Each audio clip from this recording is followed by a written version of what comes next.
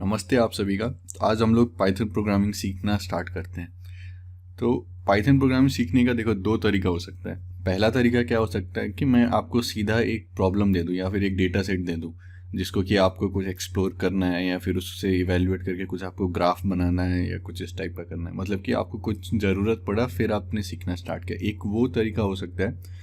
और दूसरा तरीका जो कि मोर ट्रेडिशनल अप्रोच है, जो कि हम लोग ज़्यादातर जिस तरीके से सीखते हैं कोई भी चीज़, वो ये है कि पहले आप धीरे धीरे सारा उसका जो कंपोनेंट्स है या फिर जो बिल्डिंग ब्लॉक्स हैं उसके बारे में समझे कि ऑब्जेक्ट्स क्या होता है, ऑपरेटर्स क्या होता है, एक्सप्रेशंस क्या होता है, फिर इफ एल्स क्या होता है, फॉर लूप क्या होता है। तो ये सब धीरे धीरे समझे और फिर बाद में जाके कोई एक क्वेश्चन उठाएं और फिर उसके बाद उसको धीरे धीरे अप्लाई करते रहे। तो इस कोर्स में जो है हम लोग ये जो ट्रेडिशनल वे है उसी को लेके आगे बढ़ेंगे। मतलब कि हम लोग पहले इसका जो बेसिक चीज़ें हैं उसके बारे में सीखेंगे और फिर बाद में जैसे जैसे हम लोग नॉलेज सीखते जाएंगे वैसे वैसे इसको हम लोग अलग अलग प्रॉब्लम्स सॉल्व करने में इम्प्लीमेंट करते जाएंगे।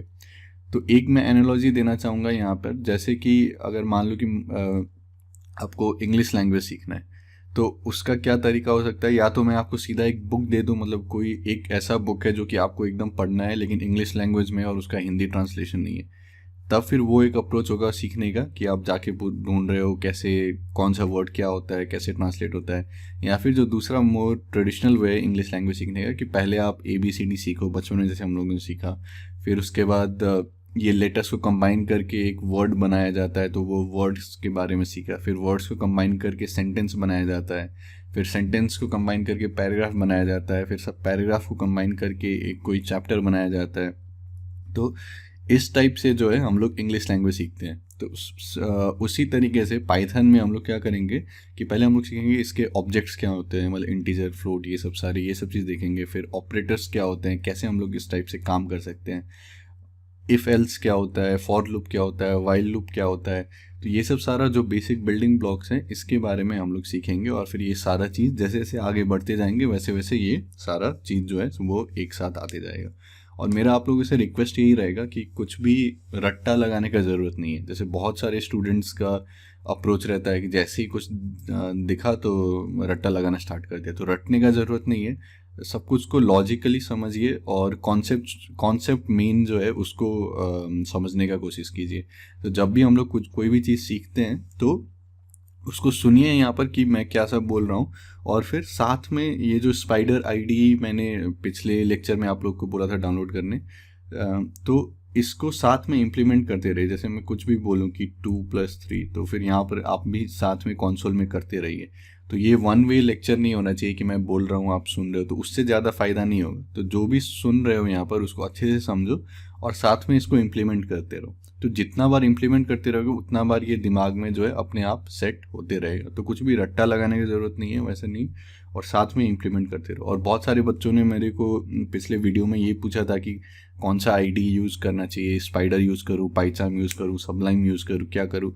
तो देखो आईडी से उतना फ़र्क नहीं पड़ता है, मेन फ़र्क है कि आप कोड कितना अच्छा लिख रहे हो और आप कॉन्सेप्चुअली कितने अच्छे चीज़ों को समझ रहे हो। तो कुछ भी आईडी आप यूज़ कर रहे हो उसी को आप कर सकते हो। और जैसे अगर आप लोग को पहली बार कर रहे हो तो जैसे मैंने स्पाइडर के बारे में बताया तो स्पाइडर को यूज़ कर सकते हो। ठीक है, तो उतना ज़्यादा इसमें कॉम्प्लिकेशन में मत पड़ो कि कौन सा अच्छा होगा, ये होगा, जो है आपको वही यूज़ करो। तो देखते हैं, तो आज पहले हम लोग एक बार देख लेते हैं आज हम लोग क्या क्या सीखने वाले हैं।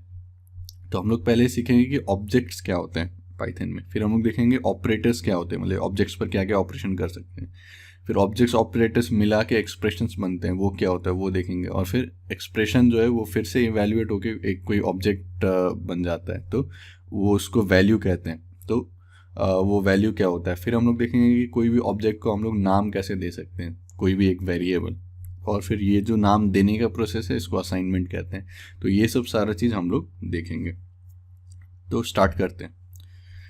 तो सबसे पहले ऑब्जेक्ट्स क्या होता है कि ये मेन चीज़ है पाइथन का। ये सारा जो ऑब्जेक्ट्स हैं, ऑब्जेक्ट्स को ही हम लोग मैनिपुलेट करते हैं। तो objects are the core things that Python programs manipulate. और ऑब्जेक्ट्स अभी आगे हम लोग और डिफरेंट टाइप का ऑब्जेक्ट्स देखेंगे। आज हम लोग पहले 4 टाइप्स के ऑब्जेक्ट देखते हैं। और ये जो हर ऑब्जेक्ट जो है, हर ऑब्जेक्ट का जो है एक टाइप एसोसिएटेड होता है। और कोई भी जो ऑब्जेक्ट है उसका टाइप अगर देखना है तो ये टाइप एक कीवर्ड है तो type of that particular object करोगे आप तो फिर वो टाइप दे देगा। तो देखते हैं, तो जैसे ये मेरा कंसोल है, तो मान लो कि एक मेरा ऑब्जेक्ट है ये 1, ठीक है, तो मेरे को इसका टाइप देखना है, तो मैं क्या लिखूंगा यहाँ पर कि टाइप और फिर यहाँ पर 1, ठीक है। तो यहाँ पर क्या आ गया, इंट, तो इसका मतलब क्या होगा कि ये इंट टाइप का ऑब्जेक्ट है, ठीक है। फिर सिमिलरली अगर मैं टाइप 1.0 करूँ तब फिर टाइप क्या आया, फ्लोट। और ये आप लोग भी साथ में करते रहिए, साथ में स्पाइडर जो है आईडी इसको खोल के रखिए और फिर वीडियो जहाँ पर पॉज करना है पॉज कीजिए और फिर साथ में ये सब चीज़ करते जाइए। तो हर ऑब्जेक्ट के साथ जो है एक कुछ टाइप एसोसिएटेड रहता है। तो पहले हम लोग देखते हैं आज 4 टाइप के ऑब्जेक्ट। तो पहला हमारा इंटीजर्स। तो इंटीजर्स जैसे कि आप लोग जानते होंगे, तो जितने भी 1 2 3 4 5 ये सब हैं, 0 है, फिर उसके बाद आपका नेगेटिव जितने भी इंटीजर्स हैं, तो वो एक स्पेशल है आपका इंटीजर्स, ठीक है। तो काफ़ी स्ट्रेट फॉरवर्ड है इंटीजर्स, और उसको इंट यहाँ पर लिखा जाता है, इंट, ठीक है, INT। तो जो भी आप टाइप मान लो कि -33, तो इसका टाइप क्या आएगा, इंट आएगा, तो इंट हो गया। टाइप 0, तो ये भी इंटीजर है, ठीक है। तो ये सारे जो इंट टाइप के ऑब्जेक्ट्स हो गए। ऑब्जेक्ट के टाइप जानना जरूरी क्यों है, क्योंकि बाद में पता चलेगा कि जो ऑपरेशंस हम लोग यूज़ कर सकते हैं तो वो डिपेंड करता है कि कौन सा ऑब्जेक्ट है, तो उसी हिसाब से हम लोग ऑपरेशन यूज़ कर सकते हैं उसके ऊपर। फिर हमारे पास क्या है, फ्लोट। फ्लोट क्या करता है, रिप्रेजेंट्स रियल नंबर्स। तो मतलब जितने भी आपका डेसिमल के साथ जितने भी आ जाते हैं, तो 2.0, 2.1, 2.2, 2.3, मतलब ऐसे करके जो भी डेसिमल के साथ आते हैं रियल नंबर्स, तो वो फ्लोट से रिप्रेजेंट होता है। तो जैसे हमारा यहाँ पर टाइप मान लो कि हम कुछ भी करते हैं 3.5, तो ये क्या आएगा, फ्लोट। फिर टाइप 0.0, तो ये फ्लोट। तो ये आप लोग को ध्यान रखना है कि जैसे ये जो 0 है ये और 0.0 ये अलग है, मतलब 0 इंटीजर टाइप का ऑब्जेक्ट है और 0.0 जो है ये फ्लोट टाइप का ऑब्जेक्ट है। तो बहुत सारे जगह जो है ये छोटी मोटी जो डिटेल्स हैं ये काम आ सकती है। तो ये सब डिफरेंस अभी से समझ के रखिए, ठीक है। तो ये काफ़ी स्ट्रेट फॉरवर्ड था कि एक इंट हो गया, एक फ्लोट हो गया। फिर हमारे पास एक इस टाइप के ऑब्जेक्ट्स होते हैं जिसको हम लोग बुलियन वैल्यूज कहते हैं, या फिर बुल ऑब्जेक्ट टाइप होता है, BOOL, बुल। तो ये या तो ट्रू होगा या तो फॉल्स होगा, ठीक है। तो देखते हैं, तो ये सब बहुत काम आता है। जैसे ट्रू हो गया ये, तो इसका मैं टाइप देखता हूँ, तो type of this object true, तो ये क्या हो गया, बुलियन। तो जैसे ये वेरिएबल असाइनमेंट हम लोग बाद में देखेंगे। तो मान लो कि ये वेरिएबल A को मैं असाइन करता हूँ ट्रू, ठीक है, और इसका मैं टाइप देखता हूँ, टाइप ऑफ A, तो ये क्या होगा, बुलियन, ठीक है। तो ये या तो ट्रू होगा या तो फॉल्स होगा। तो ये सब बाद में बहुत यूज आएगा जब हम लोग कंडीशनल सारे यूज़ करेंगे कि कुछ अगर कुछ हो रहा होगा तब फिर ये करो, है ना। ये सब चीज़ हम लोग प्रोग्राम में करना चाहेंगे कि अगर ये हो रहा है तो फिर ये चीज़ करो, अगर ये नहीं हो रहा है तो दूसरा चीज़ करो। तो उस टाइप का जो कंडीशन हम लोग देंगे कि if something is true do this, if something is false do this, तो उसमें बुलियन जो है वो बहुत ही यूज़फुल होगा। तो बाद में हम लोग देखेंगे कि हम लोग जो कंपैरिजन वगैरह करते हैं, जैसे 3 इज़ ग्रेटर देन 5, तो ये फॉल्स होना चाहिए, है ना, तो ये यहाँ पर फॉल्स आएगा, ठीक है। तो ये सब केस में जो है ये बहुत ही यूज़फुल हमारा टाइप है, ट्रू, फॉल्स, बुलियन, ठीक है। तो बुलियन टाइप के ऑब्जेक्ट ये होंगे। अब लास्ट में और एक है जिसके बारे में हम लोग बाद में ज़्यादा डिटेल में बात करेंगे, ये है कि नन, ठीक है। नन टाइप का मतलब कि कुछ इसका टाइप नहीं। तो जैसे मान लो कि मैं कुछ भी प्रिंट करता हूँ, तो मान लो कि मैं प्रिंट करता हूँ 2, ठीक है। तो ये जो है 2 को प्रिंट कर दिया और फिर ये कुछ भी रिटर्न नहीं करता है। ये रिटर्न ये सब जो है हम लोग बाद में समझेंगे क्या होता है। लेकिन इसका अगर मैं टाइप करूँ कि टाइप प्रिंट ऑफ 2, ठीक है, तो ये नन टाइप, मतलब कि कुछ भी रिटर्न नहीं कर रहा है, मतलब कि नन टाइप का ऑब्जेक्ट ये रिटर्न कर रहा है। तो ये भी बहुत इंपॉर्टेंट रहता है, लेकिन इसके डिटेल में जो है हम लोग बाद में बात करेंगे। मतलब हम लोग बाद में देखेंगे फंक्शंस क्या होते थे। फंक्शंस हमेशा कुछ वैल्यू रिटर्न करते हैं। तो बहुत टाइम जैसे प्रिंट हमारे एक मेथड हो गया, फंक्शन हो गया, तो फिर ये जो है नन टाइप रिटर्न कर रहा है। तो ये जो ऑब्जेक्ट रिटर्न हो रहा है वो नन टाइप का है, ठीक है। तो ये सब में काम आएगा। तो अभी के लिए ये 4 ऑब्जेक्ट्स हो गए, एक हमारा इंटीजर्स हो गया सिंपल, एक फिर फ्लोट हो गया जितने भी रियल नंबर्स हैं, और फिर हमारा बुलियन हो गया ट्रू फॉल्स, और फिर एक नन टाइप का होता है। और फिर ये सब रट्टा लगाने की ज़रूरत नहीं है, जैसे हम लोग समझ रहे हैं वैसे ही समझते जाओ, स्पाइडर में यहाँ पर इम्प्लीमेंट करते जाओ। किसी का भी मैं अगर टाइप पूछूं तो टाइप ऑफ मान लो कि 37, तो ये क्या होना चाहिए, इंट होना चाहिए, तो इंट आ जाएगा। टाइप ऑफ मान लो कि 37.33, तो ये क्या होना चाहिए, फ्लोट, तो ये फ्लोट आ गया। तो इस टाइप से जो है यहाँ पर प्रैक्टिस करते रहो, कॉन्सेप्ट समझते रहो और फिर आगे बढ़ते रहो। अब देखते हैं, अब ये ऑब्जेक्ट्स के साथ हम लोग कुछ ऑपरेशंस करना चाहेंगे। जैसे कि मान लो मेरे पास 2 ऑब्जेक्ट्स हैं इंटीजर टाइप के, तो मान लो एक है 2 और फिर एक है 4, तो ये दोनों को मान लो कि मैं ऐड करना चाहता हूँ, तो एडिशन के लिए कौन सा ऑपरेटर हो गया, ये प्लस, ठीक है। तो ऑब्जेक्ट्स एंड ऑपरेटर्स, ये ऑब्जेक्ट्स हो गया मेरे, 2 एक ऑब्जेक्ट हो गया, 4 एक ऑब्जेक्ट हो गया, और फिर इसके ऊपर हम ये ऑपरेशन लगा रहे हैं, तो 2 + 4, तो इसको जो है हम लोग एक एक्सप्रेशन बोलेंगे। Objects and operators can be combined to form expressions. अब हर जो ये एक्सप्रेशन है ये इवेल्युएट होके कुछ ऑब्जेक्ट बन जाएगा फिर से, है ना। जैसे 2 + 4 अगर करेंगे तो फिर से क्या हो जाएगा, ये 6 हो जाएगा। मतलब ये 2 इंटीजर टाइप का ऑब्जेक्ट है, 4 इंटीजर टाइप का ऑब्जेक्ट है, दोनों के ऊपर हम लोगों ने ये ऑपरेटर लगाया प्लस, तो फिर ये इवेल्युएट होकर क्या बन जाएगा, 6, जो कि इंटीजर टाइप का ऑब्जेक्ट है। तो 2 + 4 is an expression which denotes the object 6 of type integer. तो इसको जो है हम लोग वैल्यू कहेंगे इस एक्सप्रेशन का, ठीक है। Expressions evaluate to an object of some type which we call as the value of the expression, ठीक है। काफ़ी स्ट्रेट फॉरवर्ड है, तो आई होप समझ में आ जाना चाहिए। जैसे और एक एग्जांपल देखते हैं, जैसे मेरे पास मान लो एक ऑब्जेक्ट है 2.0 फ्लोट टाइप का, दूसरा ऑब्जेक्ट है 4.0, तो दोनों को अगर मैं ऐड करूंगा या फिर ये ऑपरेटर लगाऊंगा इसके ऊपर, तो ये मेरा एक्सप्रेशन हो गया, और ये एक्सप्रेशन इवेल्युएट होके कौन सा ऑब्जेक्ट बनेगा, ये 6.0 बन जाएगा, जो कि एक फ्लोट टाइप का ऑब्जेक्ट है, ठीक है। तो अब इसमें जो है हम लोग अलग अलग कॉम्बिनेशन लगा सकते हैं। तो मान लो जैसे 2 + 4 है, तो ये 6 है, इसका मैं टाइप भी देख सकता हूँ कि टाइप ऑफ 2 + 4, तो टाइप ऑफ 2 + 4 क्या आना चाहिए, इंट, ठीक है, ये सही है। फिर टाइप ऑफ मान लो कि मैं दोनों फ्लोट रखता हूँ, 2.0 + 4.0, तो ये क्या आएगा, फ्लोट। अब अगर इंटरेस्टिंग केस है कि मान लो एक इंटीजर है और दूसरा जो है वो फ्लोट है, तब क्या होगा, 2 + 2.0, आपको क्या लगता है क्या होगा, 2 + 2.0 करेंगे तो 4.0 आना चाहिए, तो फिर जो टाइप होगा वो फ्लोट हो जाएगा, ठीक है। तो अगर एक इंटीजर है दूसरा फ्लोट है, तब फिर उसको जो है हम लोग ये फ्लोट को इवेलुएट करेगा, ठीक है। और मान लो कि एक इंटीजर है दूसरा बुलियन है, तो 2 + ये इसने 1, मतलब ट्रू को ये 1 जैसा ट्रीट कर रहा है, तो 2 + 1 आ जाएगा 3, 2 + फॉल्स करेंगे तो फिर 2 + 0 2 आ जाएगा। तो इस टाइप से जो है आप लोग सोच सकते हो, अलग अलग चीज़ें ट्राई कर सकते हो कि कहाँ पर क्या हो रहा है, ठीक है। 2 × ट्रू और 2 × फॉल्स 0, ठीक है। तो इस टाइप से जो है अलग अलग चीज़ ट्राई कर सकते हो। तो ये हमारा एक हो गया कि ऑब्जेक्ट्स को मिला के हम लोग कुछ भी ऑपरेशन लगा सकते हैं, और फिर ऑपरेशन के बाद ये जो एक्सप्रेशन है ये इवेल्युएट होके फिर से कुछ ऑब्जेक्ट बनाएगा जिसको हम लोग वैल्यू करते हैं। और फिर जो है हम लोग के पास कुछ स्पेशल ऑपरेटर्स हैं जो कि हम लोग कंपैरिजन ऑपरेटर्स कहेंगे, मतलब कि कंपेयर करने के लिए कोई भी 2 एक्सप्रेशंस को या फिर 2 ऑब्जेक्ट्स को।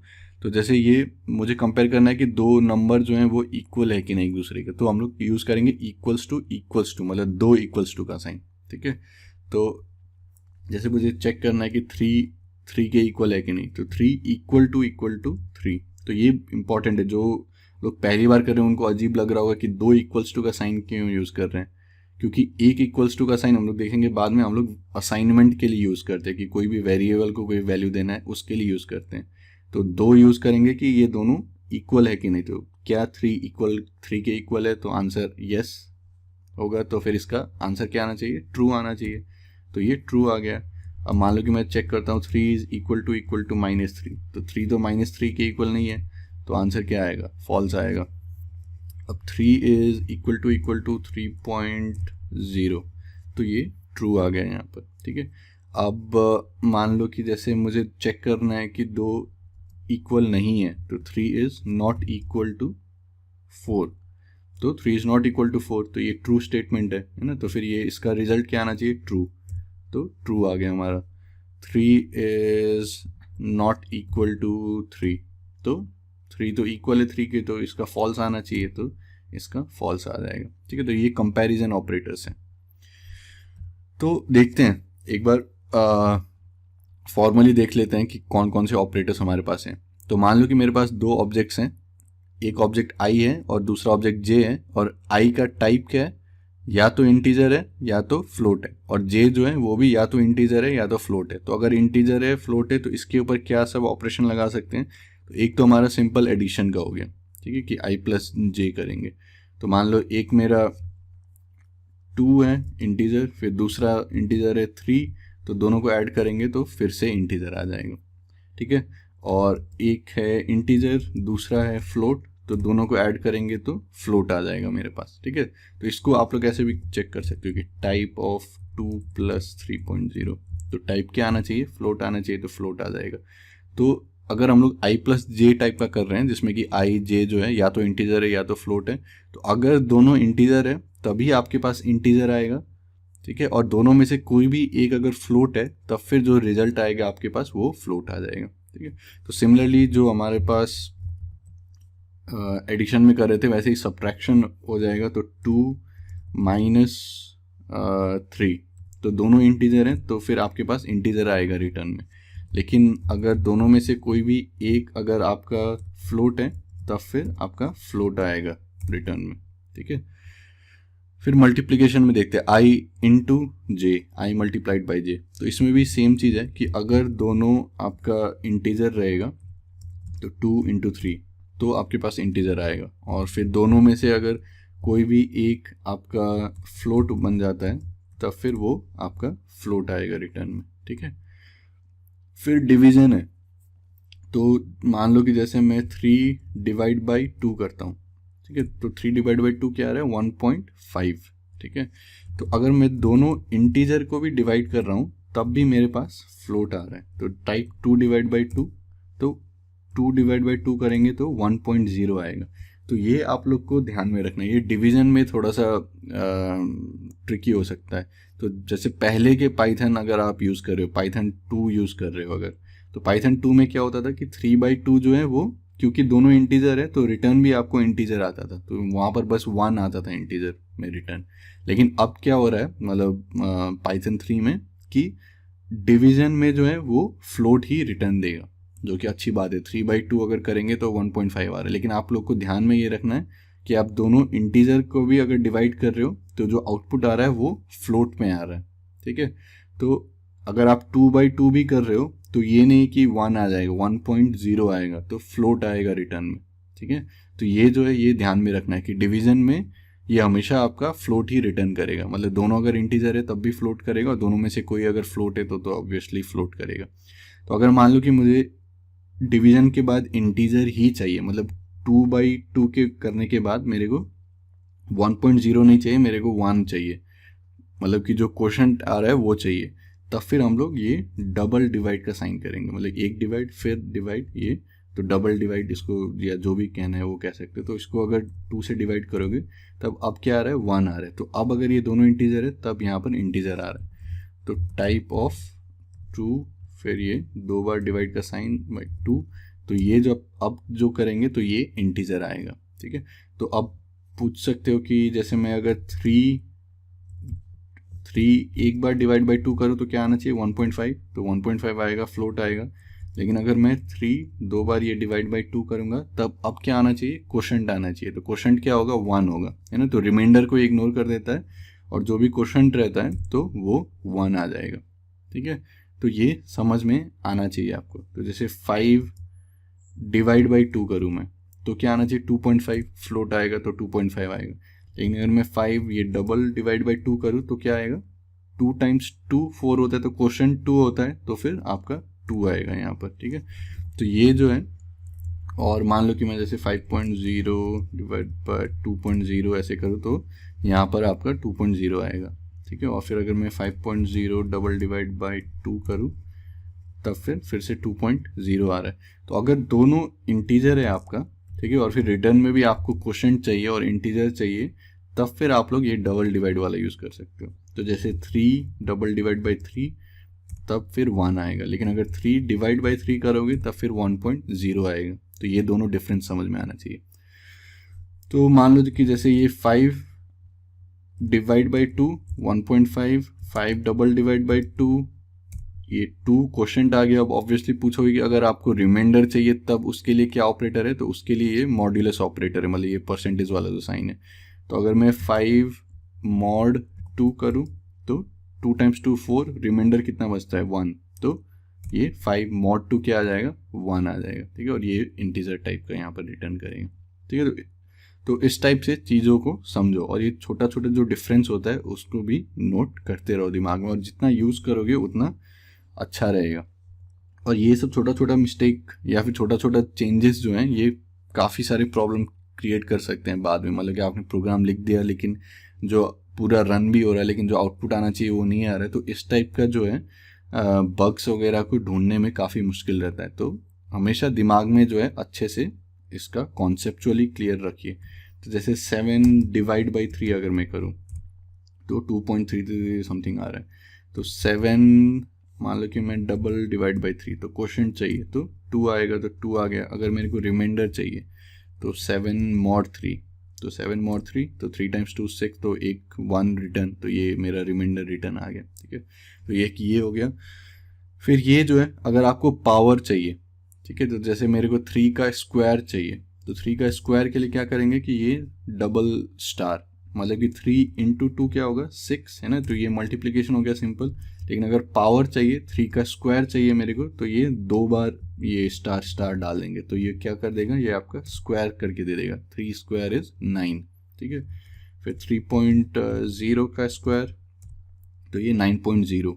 तो इसका अगर मैं टाइप करता हूँ, ठीक है, कि टाइप 3 स्क्वायर, तो ये टाइप ऑब्वियसली क्या होना चाहिए इंटीजर, मतलब इंटीजर का स्क्वायर करें तो इंटीजर। अगर फ्लोट का स्क्वायर करोगे 3.0 इसका स्क्वायर करोगे तो ये फ्लोट देगा।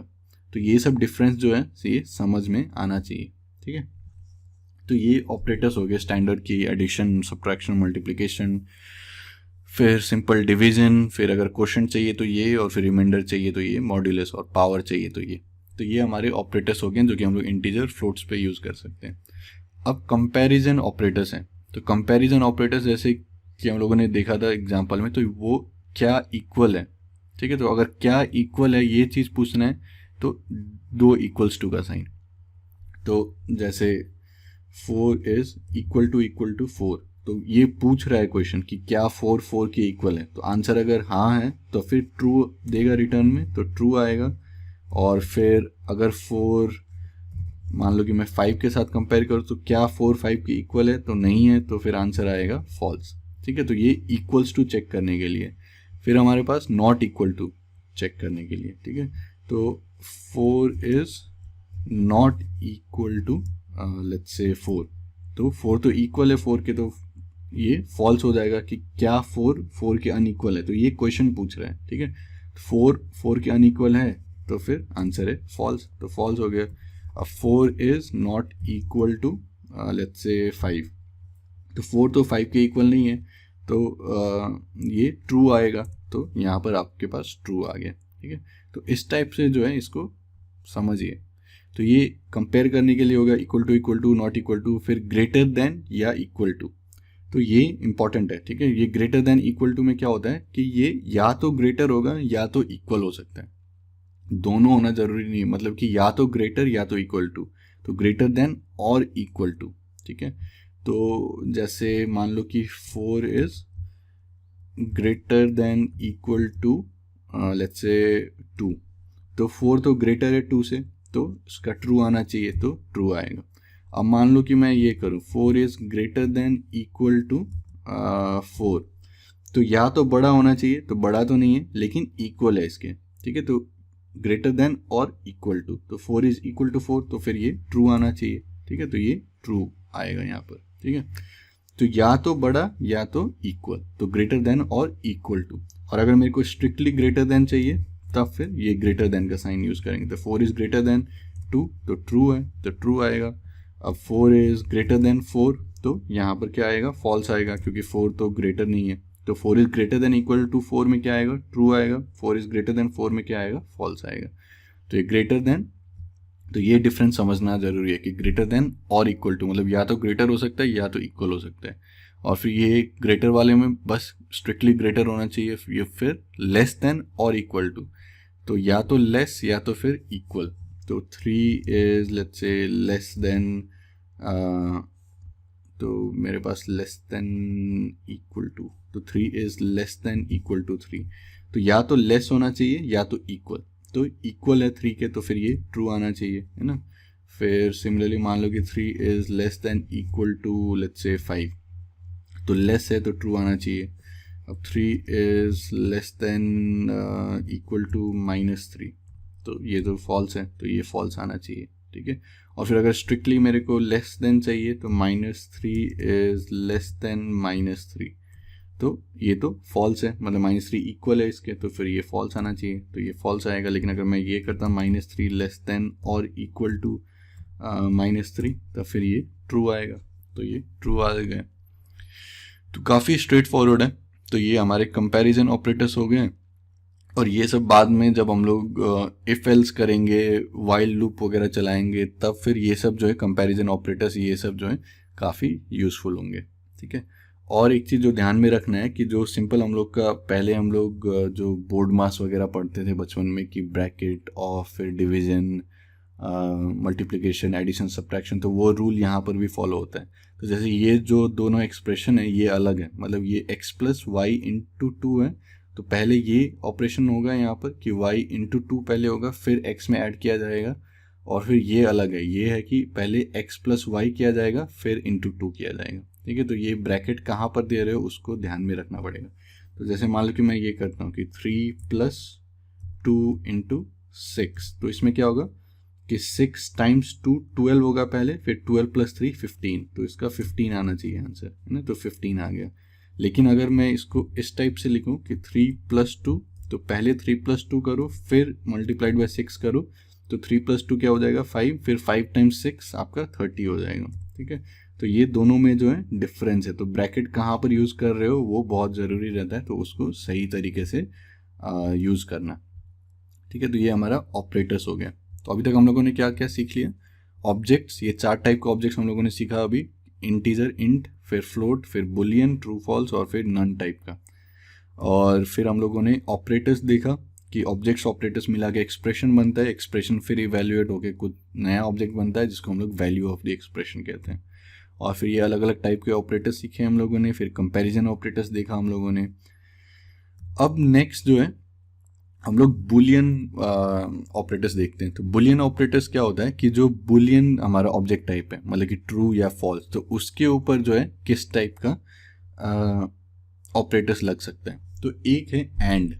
तो एंड का मतलब क्या है कि जैसे कि मान लो कि मैं 2 ऑब्जेक्ट्स है मेरे पास, एक है ए, दूसरा है बी, ठीक है। तो ए एंड बी अगर मैं करूं, ठीक है, दोनों अगर बुलियन है ए एंड बी, तो उसका मतलब क्या है कि अगर दोनों सही है तब फिर सही आएगा, ठीक है। और लेकिन दोनों में से अगर एक भी गलत हो गया तब फिर फॉल्स आएगा। समझ में आ रही है बात कि एक ट्रू है और दूसरा भी ट्रू है, ठीक है, तब फिर ट्रू आएगा। लेकिन एक ट्रू है और दूसरा फॉल्स है, या फिर दोनों ही फॉल्स है, तब फिर फॉल्स आएगा, ठीक है। तो इसको आप लोग इस टाइप से भी सोच सकते हो कि ट्रू को 1 सोचो मान लो, फॉल्स को 0 सोच लो, तो इसको मल्टीप्लिकेशन टाइप का सोच सकते हो कि 1 मल्टीप्लाइड बाई 1 ही 1 होगा, और दोनों में से अगर कोई भी एक 0 हो गया तब फिर 0 आएगा आपके पास, ठीक है। तो उस टाइप से भी सोच सकते हो। तो मान लो कि ट्रू एंड ट्रू, तो यहाँ पर क्या आना चाहिए कि दोनों ही ट्रू है, तब फिर आपके पास ट्रू आ गया, ठीक है। ट्रू एंड फॉल्स, तो एक ट्रू हो गया दूसरा फॉल्स हो गया, तब फिर ये फॉल्स हो गया। मतलब एंड में क्या होना चाहिए कि एक ट्रू होगा और फिर दूसरा भी ट्रू होना चाहिए, है ना, तभी ट्रू आएगा, नहीं तो फॉल्स आएगा। तो इसका आंसर बताइए क्या होगा, वहीं से जोर से चिल्लाइए ताकि मेरे तक आवाज़ आ जाना चाहिए। तो फॉल्स है एंड ट्रू है, तो एक फॉल्स है दूसरा ट्रू है, तब फिर वो क्या हो जाएगा, फॉल्स हो जाएगा। मतलब दोनों ट्रू होना चाहिए ट्रू होने के लिए, और एक फॉल्स है दूसरा भी फॉल्स है, तो फिर फॉल्स हो जाएगा मेरा, ठीक है। तो इसको मल्टीप्लिकेशन टाइप से सोचो कि ट्रू 1 है और फिर 1 मल्टीप्लाइड बाई 1, यहाँ पर 1 multiplied by 0 0, 0 multiplied by 1 0, 0 multiplied by 0 0, ठीक है। तो ये जो हमारा बुलियन ऑपरेटर्स हो गए, ये पहला एंड हो गया। तो इसको यहाँ पर भी देख सकते हो कि अगर मैं ट्रू एंड ट्रू करूँ तो फिर क्या आना चाहिए, ट्रू आना चाहिए, तो ट्रू आ गया। अगर मैं ट्रू एंड फॉल्स करूँ, ठीक है, तो फिर ये फॉल्स आ जाएगा, ठीक है। तो इस टाइप से ये सब यहाँ पर लिख के ट्राई कर सकते हो। तो ये सब फिर से जब हम लोग इफ़ एल्स वगैरह पढ़ेंगे, अलग अलग कंडीशंस डालेंगे, तो ये सब यूज आएगा। तो जैसे कि मान लो मैं कुछ डिसीजन लेना चाह रहा हूँ, तो एक कंडीशन चेक कर रहा हूँ कि अगर बाहर में बारिश हो रही है, ठीक है, अगर बाहर में बारिश हो रही है तो फिर मैं छाता लेके बाहर जाऊंगा। तो इफ़ रेनिंग आउटसाइड, फिर उसके बाद अगला होगा कि टेक अम्ब्रेला, ठीक है। अब मैं ये कहूँ कि इफ़ सनी आउटसाइड, ठीक है, मतलब बाहर में सनी है, और या फिर चलो बाहर में रेन हो रहा है और फिर स्नो भी हो रहा है, तो if raining outside and snowing then take the winter jacket. तो इस टाइप से जो है हम लोग अलग अलग कंडीशंस को कंबाइन कर सकते हैं, ठीक है। तो ये सब बाद में काम आएगा, काफ़ी यूज़फुल होते हैं ये सब सारा चीज़। तो एक ये एंड ऑपरेटर हो गया, फिर दूसरा आता है और। तो और में या तो मतलब जो दोनों के साथ हम लोग जैसे ए और बी कर रहे हैं, तो ए और बी में से जो है कोई भी एक ट्रू होगा तो फिर आंसर ट्रू आ जाएगा। तो या तो ये ट्रू होना चाहिए या तो वो ट्रू होना चाहिए, ठीक है। तो ये हिंदी में इसको समझ सकते हो कि या तो एक सही या तो फिर दूसरा सही, तो दोनों में से कोई एक भी सही हो जाएगा तब फिर आपके पास ट्रू आ जाएगा। अगर दोनों सही है तब तो फिर सही ही आएगा, ठीक है। तो ट्रू और ट्रू, तो आपके पास फिर से ट्रू आ जाएगा। ट्रू और फॉल्स, तो दोनों में से एक ट्रू हो गया तब फिर ये ट्रू आ जाएगा, मतलब या तो एक सही या तो दूसरा सही, ठीक है। तो ट्रू और फॉल्स, तो ट्रू आ जाएगा। फिर फॉल्स और ट्रू, तो ये फिर से क्या आ जाएगा, ट्रू आ जाएगा। और फिर फॉल्स और फॉल्स, तो अब तो इसमें तो दोनों फॉल्स है, तब फिर यहाँ पर फॉल्स आएगा। तो इसको एडिशन टाइप सोच सकते हो कि एक 1 है दूसरा 0 है, तो 1 + 0 आपका 1, 0 + 1 1, 0 + 0 0, और इसको 1 + 1 हो रहा है तो इसको भी 1 सोच सकते हो यहाँ पर ट्रू, ठीक है। और हिंदी में अगर सोचोगे तो या तो ये सही या तो ये, मतलब दोनों में से कोई भी एक सही हो सकता है, तब फिर ये सही हो गया। और इसमें क्या होगा एंड में कि ये भी सही होना चाहिए एंड ये भी सही होना चाहिए, मतलब कि दोनों सही होना चाहिए तभी ये सही होगा, ठीक है। तो ये और ऑपरेटर हो गया, तो ये भी यहाँ पर इम्प्लीमेंट कर सकते हैं कि ट्रू और फॉल्स, तो या तो ट्रू है या तो फॉल्स है, तो फिर ट्रू और मतलब कोई भी एक ट्रू है तो हो गया ट्रू, ठीक है। और फॉल्स और फॉल्स, ठीक है, तो फॉल्स आ गया। और ये केस सेंसिटिव होता है, ये ध्यान में रखना। जैसे अगर मैं फॉल्स लिखूँ यहाँ पर स्मॉल f के साथ, तब फिर ये अभी एरर दे, मतलब कि ये कीवर्ड नहीं है, मतलब ये कैपिटल F होना चाहिए यहाँ पर फॉल्स, तभी ये कीवर्ड होगा यहाँ पर, ठीक है। तो केस सेंसिटिव होता है, तो हमेशा इस चीज़ को जो है वो ध्यान में रखिएगा, ठीक है। तो ये ऑपरेटर हो गया एंड, एक ये और हो गया, फिर ये नॉट। तो नॉट क्या कर देते हैं कि सिंपली रिवर्स कर देता है, नॉट ट्रू, तो नॉट ट्रू मतलब फॉल्स, ठीक है, और नॉट फॉल्स मतलब ट्रू, तो ये रिवर्स कर देता है। तो जैसे मान लो कि 3 = (2), क्या है, ट्रू है ना। तो अगर मैं नॉट 3 > 2 करूँ तो नॉट ट्रू, तो क्या आना चाहिए आंसर, फॉल्स, ठीक है, तो फॉल्स आ गया। और 3 > 2 क्या है, फॉल्स, तो नॉट 3 > 2, ठीक है। तो नॉट फॉल्स मतलब ट्रू, ठीक है। तो ये अपोज कर देता है, मतलब कि यहाँ पर जो भी है बुलियन वैल्यू, तो उसका उल्टा दे देगा। अगर ये फॉल्स है तो ये ट्रू आ जाएगा, अगर ये ट्रू है तो ये फॉल्स आ जाएगा। तो ये सब भी जो है बाद में काम आएगा। तो बुलियन के लिए हमारे 3 ऑपरेटर्स हो गए, एंड और नॉट, ठीक है। तो काफ़ी इंपॉर्टेंट है, अच्छे से कॉन्सेप्चुअली समझ लो। अब नेक्स्ट जो है हम लोग आते हैं वेरिएबल्स असाइनमेंट पर। तो बहुत बार क्या होता है कि हम लोग ऑब्जेक्ट को कुछ नाम देना चाहते हैं, ठीक है। और इसका यूज़ क्या है कि जैसे मान लो मैं सर्कल का एरिया कैलकुलेट कर रहा हूँ, तो मैं क्या करूँगा कि मैं रेडियस वाला जो वेरिएबल है उसको मैं एक नाम दे दूंगा कि रेडियस, ताकि मैं जब भी, और पाई जो है उसको मैं पाई कह देता हूँ मान लो, तो फिर जब भी मैं एरिया कैलकुलेट करूंगा तो पाई इंटू रेडियस का स्क्वायर कर सकता हूँ। तो अब मान लो कि मुझे फिर से कोई नया रेडियस के लिए कैलकुलेट करना है वैल्यू, तो मैं बस रेडियस वाला जो वेरिएबल है उसका वैल्यू जाके चेंज कर दूंगा, ठीक है। तो वेरिएबल असाइनमेंट बहुत ही यूजफुल है, बहुत ही इंपॉर्टेंट है। तो वेरिएबल असाइनमेंट को कैसे सोच सकते हो, तो मान लो कि जैसे ये एक ऑब्जेक्ट है मेरा 3.1416, ये क्या है, फ्लोट टाइप का ऑब्जेक्ट है। तो इसको मैं असाइन कर दूंगा वेरिएबल पाई को, ठीक है। तो पाई को एक बस नाम की तरह आप सोच सकते हो, ठीक है, कि पाई एक नाम है और उस पर जो है ये 3.1416 असाइन हो रहा है, ठीक है। तो इस टाइप से सोच सकते हो कंप्यूटर का ये मेमोरी टाइप का कुछ है। तो मेमोरी में क्या हो रहा है कि 3.1416 एक ऑब्जेक्ट है फ्लोट टाइप का, और फिर ये जो असाइन हो रहा है पाई को, ठीक है। तो पाई 3.1416 वैल्यू अभी ले रहा है, ठीक है। और तो हमेशा क्या करना चाहिए कि पहले राइट साइड में देखो कि राइट साइड में जो भी एक्सप्रेशन है वो क्या है, ठीक है, उसको इवेल्युएट करो, और फिर राइट साइड का जो भी वैल्यू होगा वो जो लेफ्ट साइड में जो वेरिएबल हम लोगों ने दिया है उसको असाइन हो जाएगा, ठीक है।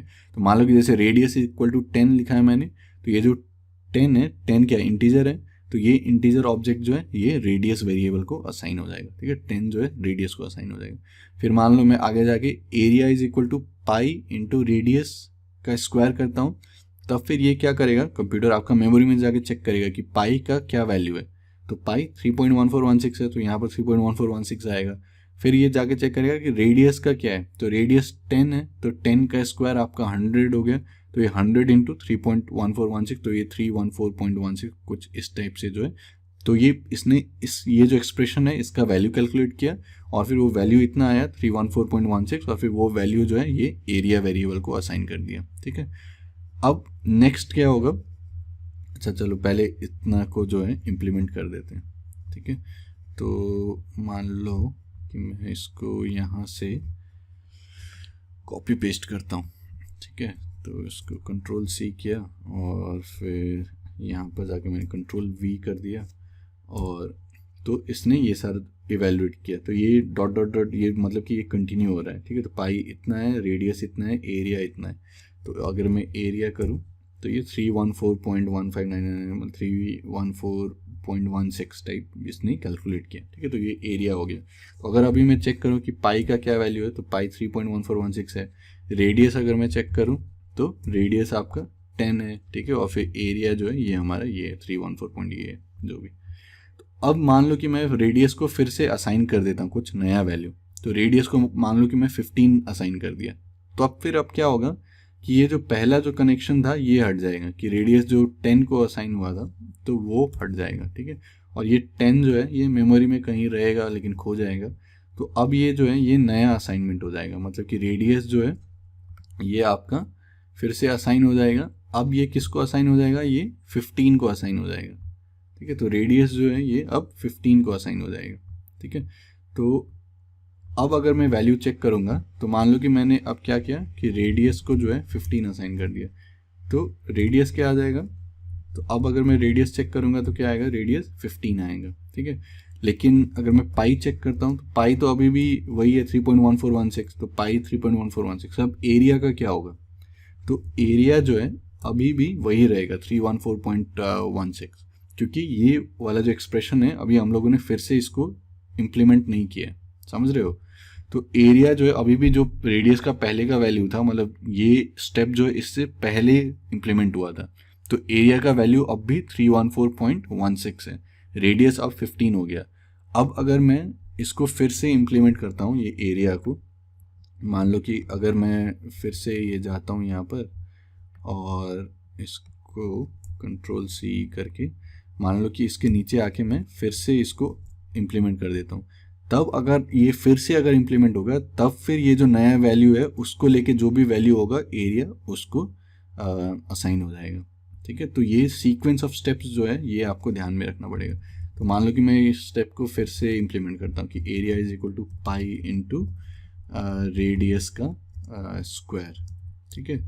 तो अब जो है एरिया नया वैल्यू को असाइन हो जाएगा, तो एरिया 706.86। तो अब जब है तब ये वाला चीज़ हट जाएगा और फिर ये नया जो है 706.86 तब जाके इम्प्लीमेंट होगा।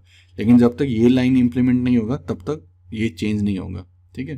तो सीक्वेंस ऑफ स्टेप्स जो है वो समझना जरूरी है कि किस सीक्वेंस में ऑब्जेक्ट ये जो है हमारा इम्प्लीमेंट हो रहा है। तो पहले ये इम्प्लीमेंट हुआ 3.1416 पाई को, तो ये इम्प्लीमेंट हुआ, फिर रेडियस 10 को, तो 10 जो है रेडियस का था, फिर एरिया कैलकुलेट हुआ तो ये एरिया 3.314.16 ये इसको असाइन हुआ। फिर अब हम लोगों ने रेडियस का चेंज कर दिया 15, तो बस रेडियस चेंज होगा 15। फिर जब हम लोग फिर से एरिया को कैलकुलेट करेंगे फिर जो है ये एरिया चेंज होगा, नया रेडियस के साथ इसको कैलकुलेट करेंगे। तो सीक्वेंस ऑफ स्टेप्स जो है वो आप लोग को हमेशा ध्यान में रखना चाहिए, ठीक है। और इसको जो हम लोग असाइनमेंट भी कहते हैं, जैसे ये जो एक स्टेप है तो इसको हम लोग क्या कर रहे हैं कि राइट साइड जो है मतलब इक्वल्स टू साइन के जो भी राइट साइड में है 3.1416, तो या फिर जो भी एक्सप्रेशन है यहाँ पर, जैसे ये एक्सप्रेशन, तो एक्सप्रेशन का जो भी वैल्यू है तो वो असाइन हो रहा है ये जो लेफ्ट में है उसके ऊपर, ठीक है। तो assignment statement associates the name to the left of equal to symbol, मतलब इक्वल टू सिंबल के लेफ्ट में जो भी नाम है, ठीक है, to the object denoted by the expression to the right of equal to this. तो ये वही कह रहा है कि राइट साइड में जो है मतलब ये इक्वल टू के, तो यहाँ पर जो भी एक्सप्रेशन है तो पहले उसको इवेल्युएट करेगा, तो उसका जो भी वैल्यू होगा वो इसको असाइन कर देगा लेफ्ट साइड में, ठीक है। तो काफ़ी आसान है। अब ये जो है वेरिएबल का नाम का असाइनमेंट जो है इसको आप लोग को अच्छे तरीके से करना चाहिए। अच्छे तरीके से मतलब क्या है कि जैसे मान लो कि मैं एरिया कैलकुलेट कर रहा हूँ सर्कल का, ठीक है, तो ये पाई इससे रिप्रेजेंटेड है 3.1416, फिर डायमीटर मान लो कि 10 है, और फिर एरिया अगर मैं कैलकुलेट करूँ तो पाई इंटू डायमीटर का स्क्वायर और फिर प्रिंट एरिया। तो यहाँ से सीधा मेरे को क्या दिख गया कि यहाँ पर कुछ तो गड़बड़ है, दया कुछ तो गड़बड़ है।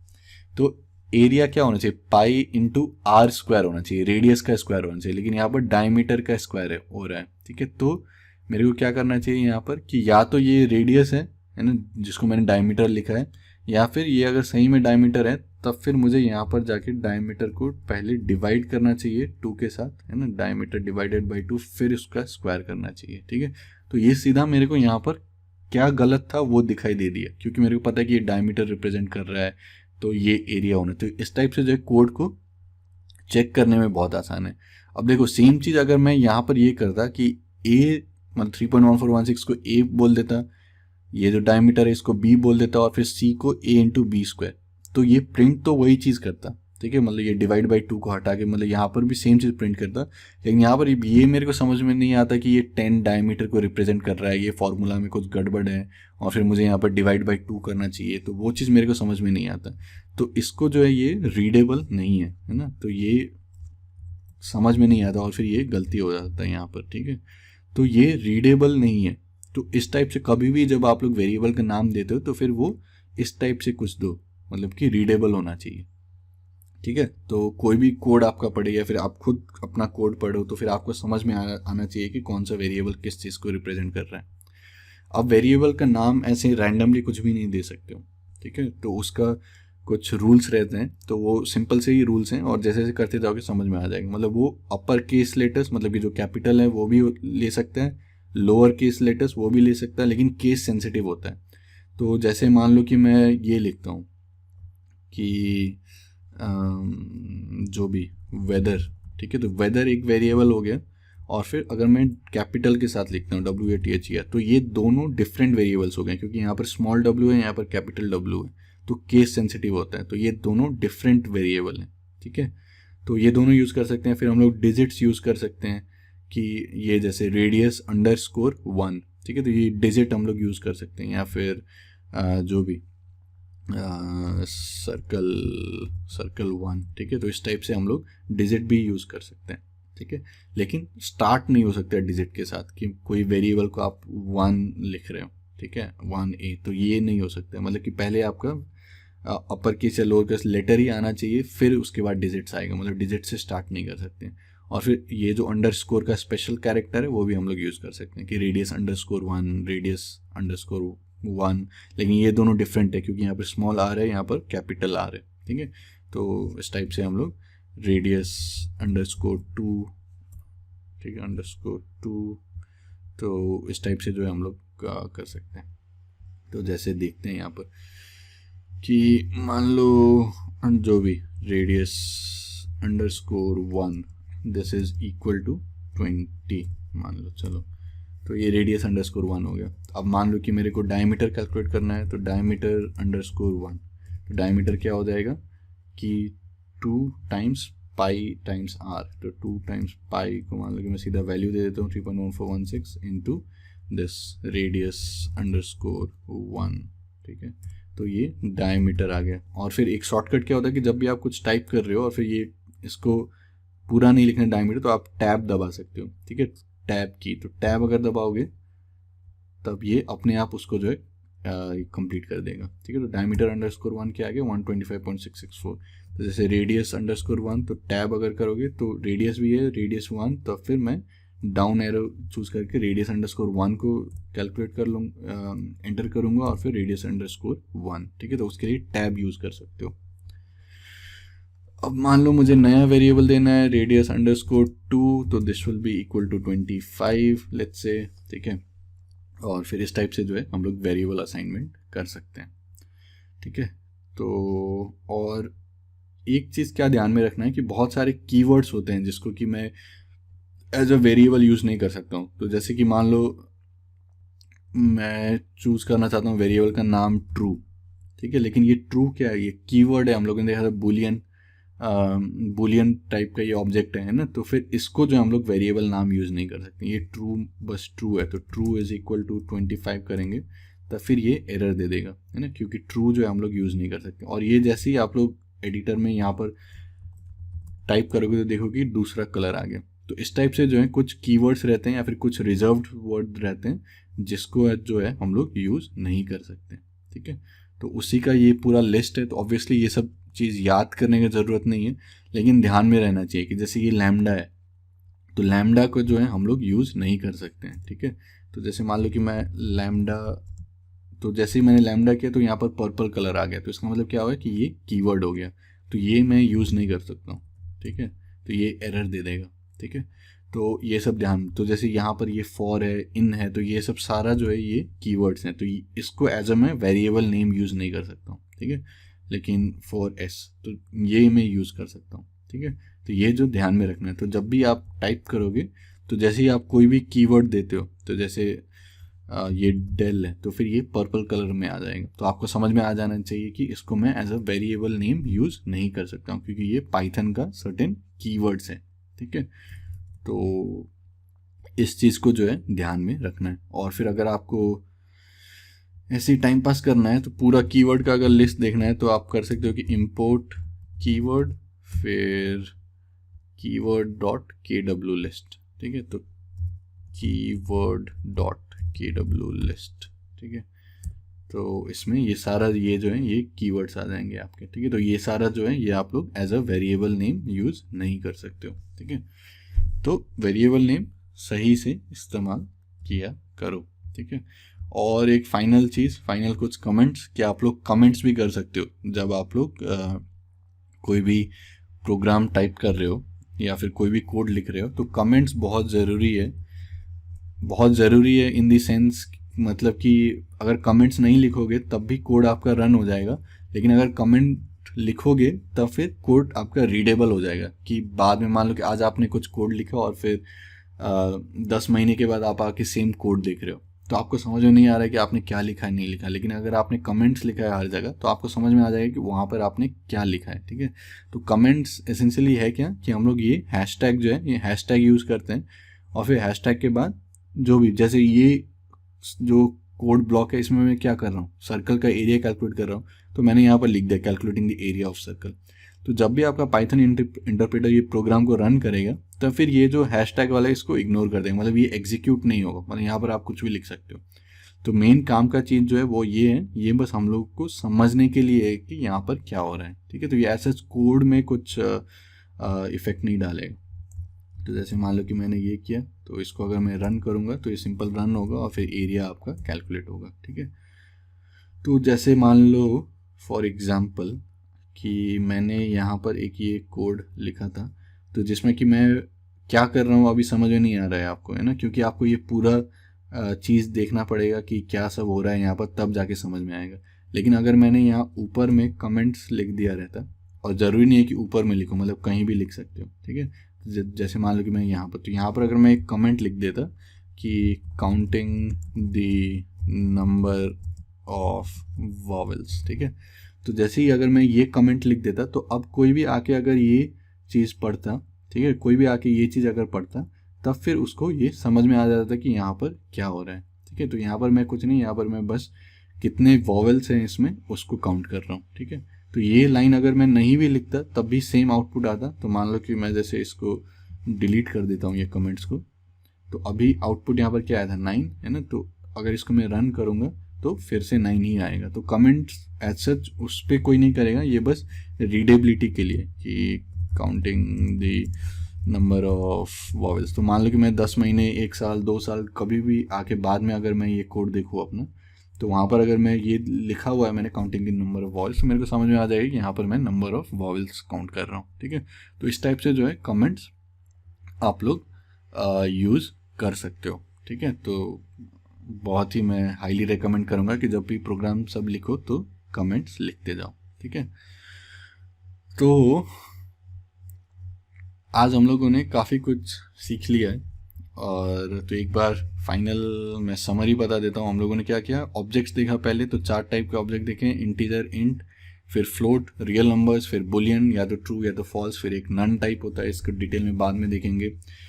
फिर हम लोगों ने देखा कि ऑपरेटर्स क्या क्या हम लोग यूज़ कर सकते हैं, तो एडिशन कर सकते हैं, सब्ट्रैक्शन, मल्टीप्लिकेशन, फिर ये अलग अलग टाइप का डिवीजन है, ये मॉड से आपका रिमाइंडर आएगा, ये डबल अगर डिवाइड करोगे तो आपको क्वोशंट आएगा, अगर सिंगल ये करोगे तो फिर जैसे 3/2 करोगे तो 1.5 आएगा। फिर पावर के लिए ये था, कंपैरिजन ऑपरेटर्स के लिए कि इक्वल है कि नहीं, तो उसके लिए 2 = का साइन, नॉट इक्वल टू के लिए एक्सक्लेमेटरी, फिर इक्वल टू, फिर ग्रेटर देन या इक्वल टू ये, फिर ग्रेटर देन, लेस देन या इक्वल टू, लेस देन, ये हम लोगों ने किया। फिर बूलियन ऑपरेटर्स देगा, एंड, तो दोनों सही होना चाहिए तभी सही होगा, दोनों में से एक भी फॉल्स हो गया या फिर दोनों फॉल्स है तो फिर फॉल्स।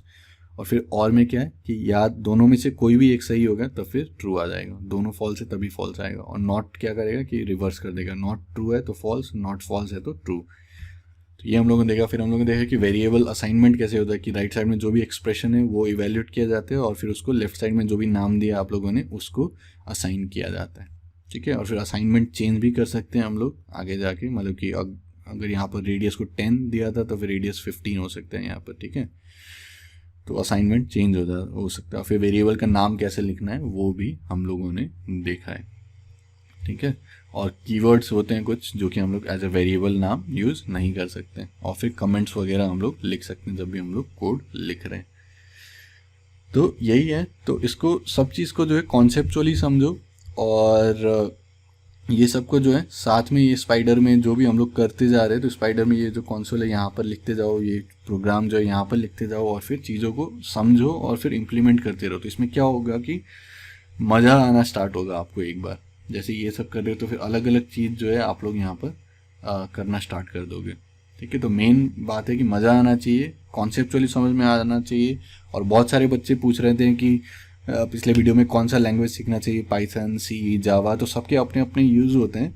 लेकिन अगर आप एक बार प्रोग्रामिंग लॉजिक समझ लोगे तो फिर लॉजिक, जैसे इफ़ एल्स का लॉजिक समझ आ गया या फिर फॉर लूप का लॉजिक समझ में आ गया, कोई भी प्रोग्रामिंग लैंग्वेज है, तो फिर वो आप कोई भी दूसरे लैंग्वेज में इम्प्लीमेंट कर सकते हो। बस आपका लिखने का तरीका थोड़ा बदल जाएगा, सिंटैक्स थोड़ा बदल जाएगा, लेकिन लॉजिक जो है वो सेम रहेगा। तो मेन ध्यान जो है लॉजिक पे दीजिए, कॉन्सेप्ट पे दीजिए, और लैंग्वेज आप लोग बाद में भी स्विच कर सकते हो, ठीक है। तो इस कोर्स में जो है हम लोग प्रोग्रामिंग पर ध्यान देंगे कि प्रोग्रामिंग लॉजिक क्या होता है, कैसे लॉजिक डेवलप करना है, और साथ में पाइथन के थ्रू कर रहे हैं तो पाइथन ऑब्वियसली सीख जाएंगे। लेकिन फ्यूचर में अगर आपको मान लो कि सी भी सीखना होगा, तो अगर आपने ये कोर्स कर रखा है और फिर ये सारा लॉजिकली समझ रखा है, तो फिर बाद में दूसरे लैंग्वेजेस में भी आपको काम आएंगे, ठीक है।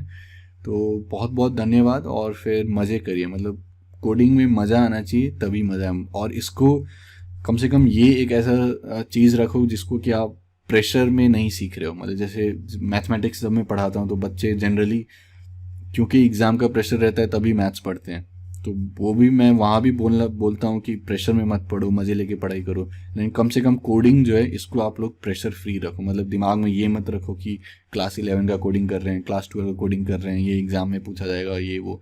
ये बस आप मज़े के लिए एज एन इन्जॉयमेंट जो है ये कोडिंग करो, ठीक है। तभी जो है लॉन्ग टर्म में मज़ा आना स्टार्ट होगा, ठीक है।